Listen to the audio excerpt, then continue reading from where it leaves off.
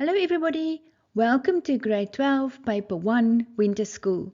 In this video I analyze the syllabus and give you some strategies to help you with your studies.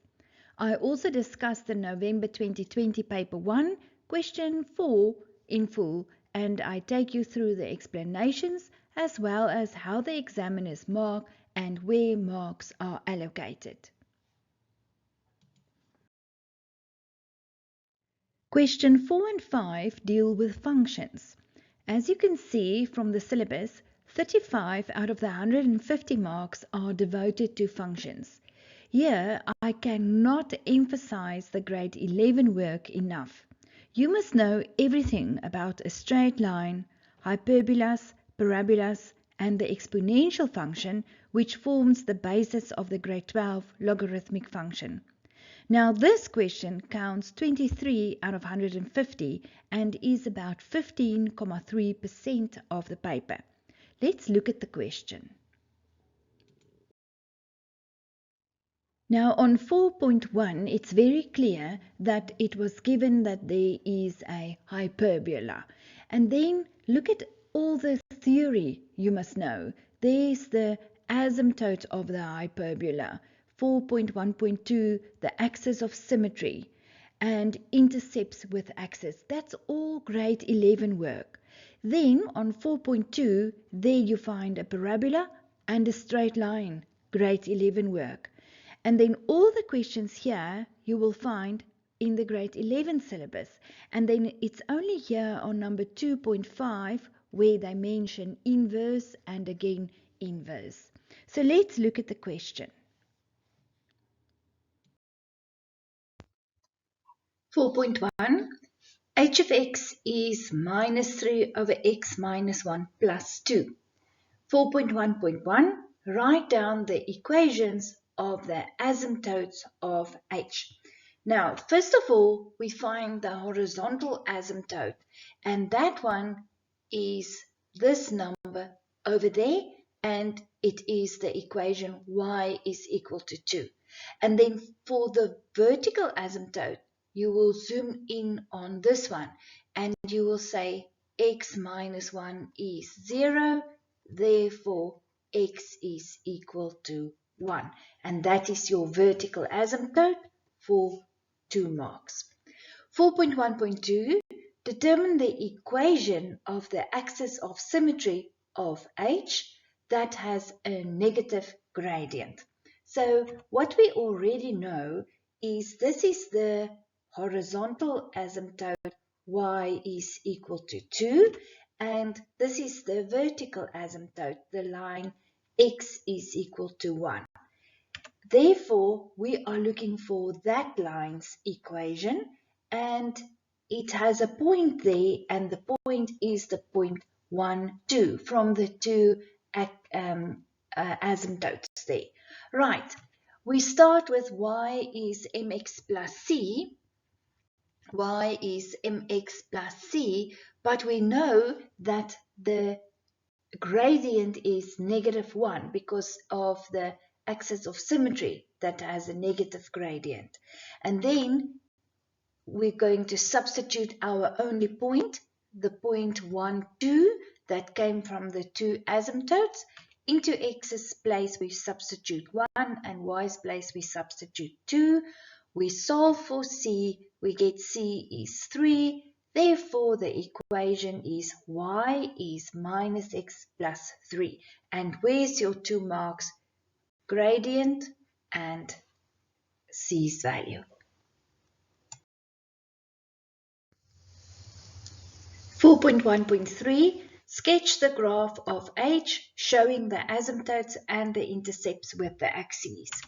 Right, we start with x-intercept make y 0. So there used to be a y there, now it's a 0. I'm going to solve for x. I want to get rid of this x minus 1 under the line. So I multiply with x minus 1 every term, even on the left. And then on the left, it's going to be 0. And then the x minus 1 will cancel. And I'm left with minus 3 plus 2 x minus 1.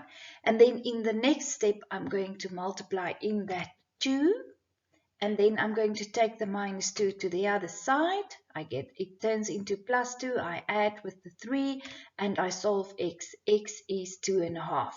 Then y-intercept make x 0. So there under the line I made x 0 and I solve y. I get y is equal to 5.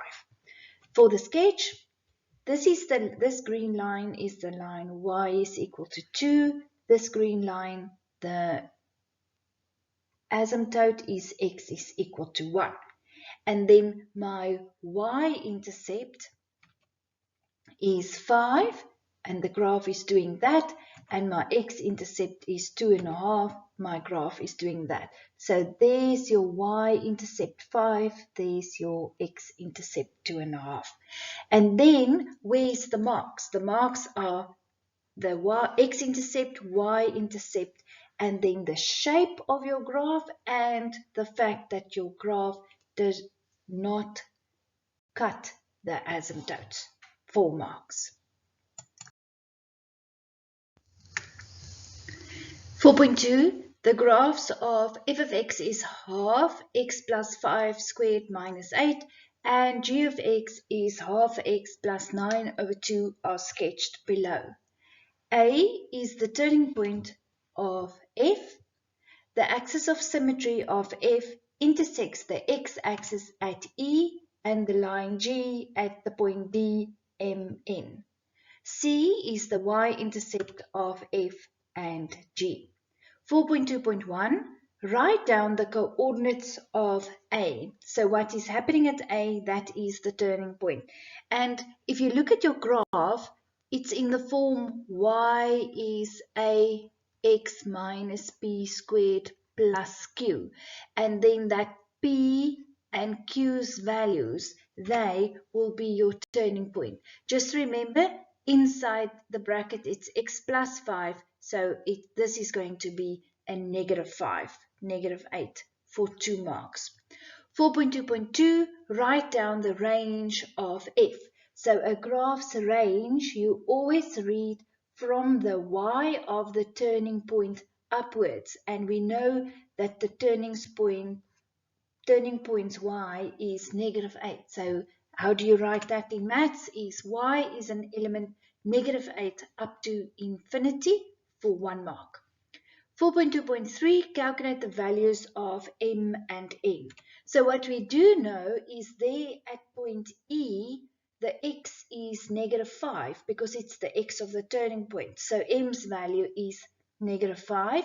And then we have a point on that blue line, the line G, so we can substitute in x's place, we're going to substitute the -5. And we get that point is 2, the corresponding y there is 2. Therefore, D's point is -5 and 2 for 3 marks. And where's the marks? That you saw the x is -5, you substitute it in, and you worked it out.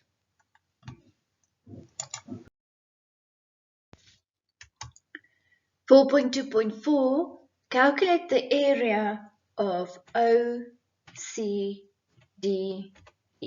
And what we see there is that OCDE is a trapezium. And what we know, the area of a trapezium is half times the sum of the parallel lines times the base. Okay, the important thing here is that we know D's coordinate, which is the point -5 and 2, and that's very important. So the area is half, sum of the parallel sides, so the 2 comes from DE's length, which is in fact that y coordinate. No problem. So where does the 9/2 come from? It's OC's length over there, and we know that the equation, the blue line's equation, g of x is half x plus 9/2. This 9/2 is the y-intercept of g. And then times the 5, that is the base, which is this O is length, but remember it's distance now, so we ignore the minus. And when you work that out, you get the area is 16,25. So where's the marks? For the formula, the substitution of the values, and the final answer. 4.2.5, determine the equation of g to the negative 1, the inverse of g in the form y is equal to. So there, this is g's equation, and then inverse is xy becomes yx. What is that again? It is, inverse is the reflection about the line, y is equal to x, therefore the x and y coordinate swap. And then now you have x is half y plus 9 over 2, and now you simply just solve y by multiplying right through with the 2, and they wanted it in the form y is equal to, so you just get y alone, and then there's your answer, 2x minus 9. So the marks are swapping the coordinates, and final answer.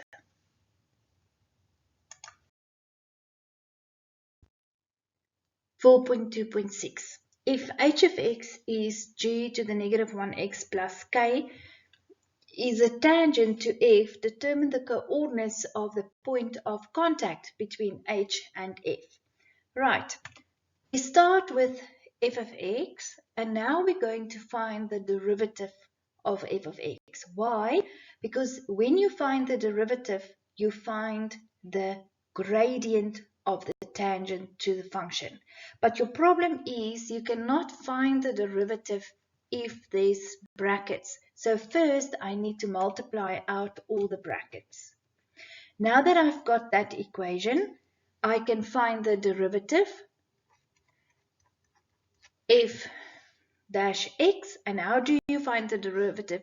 You take the 2, you take it to the front, it finds a half and it cancels, and you subtract 1.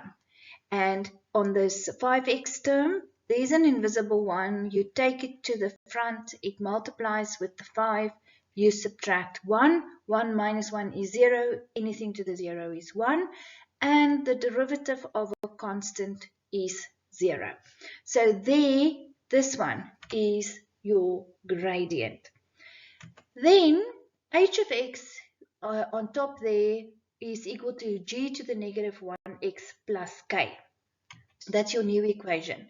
And then from the previous sum, can you remember we worked out that inverse equation? It was 2x minus 9, this one. So therefore you substitute 2x minus 9 plus the k. So if you look at this 2, this is in the next step. What I did was I equated my gradient to 2, and now I can solve x, and I find x is equal to minus 3. And then I can work out the corresponding y, because every x has a corresponding y in an original function. So into my original f of x, because that was where the tangent was, into that one, I'm going to substitute the negative 3. I get y is equal to negative 6, and therefore the point is the point minus 3, minus 6. Where's the marks? The marks are where you found the derivative, where you equated the derivative to 2, you worked out the x, and you worked out the corresponding y value. The next topic that I will discuss is also about functions. Click on the video in the left-hand corner to take you straight to the next question.